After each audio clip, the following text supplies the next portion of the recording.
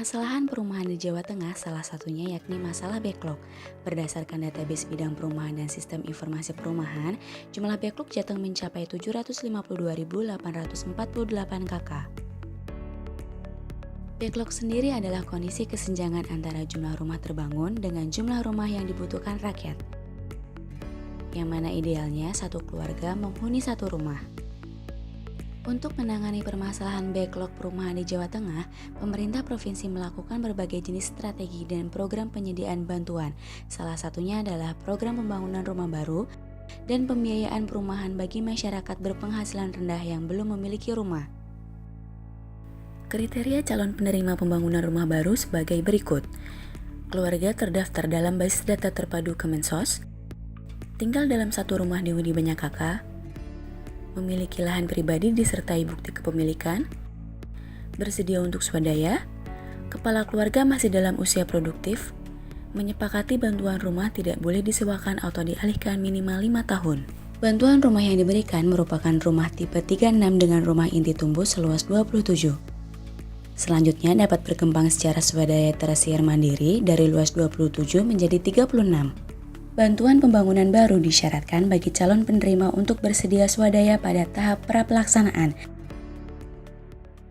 Minimal siap dalam waktu kurang dari 7 hari sebelum material bantuan datang dan swadaya pada tahap finishing. Pelaksanaan bantuan pembangunan rumah baru dilaksanakan melalui 5 tahap. Pertama, tahap perencanaan, kedua, tahap persiapan, ketiga, pelaksanaan, keempat, pengawasan dan pengendalian, kelima, pelaporan. Proses pertama yang dilakukan pada tahap perencanaan adalah melakukan verifikasi dan validasi data penerima bantuan sesuai dengan basis data terpadu yang dikeluarkan oleh Kementerian Sosial berdasarkan kriteria calon penerima bantuan.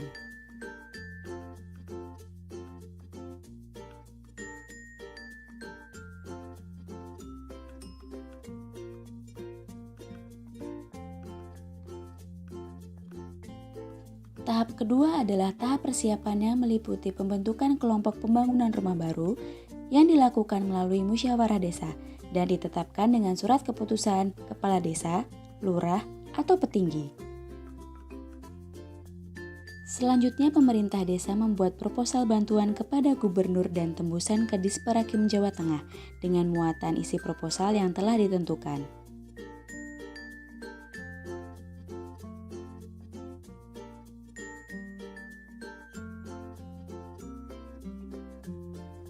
Tahap terakhir dari persiapan adalah pengajuan proposal dilakukan verifikasi mulai dari tingkat desa, kecamatan, kabupaten, hingga provinsi. Tahap ketiga adalah pelaksanaan yang dimulai dengan tender barang dan penunjukan penyedia.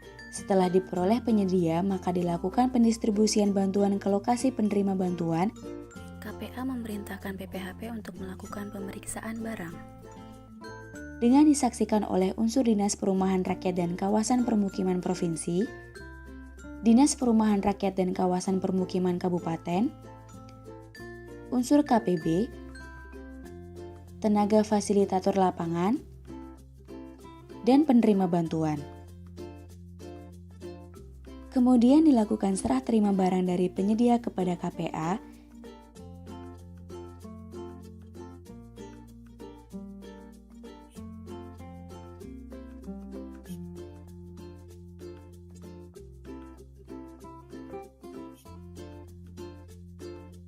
dan dilanjutkan dengan serah terima bantuan kepada penerima dengan berita acara serah terima bantuan.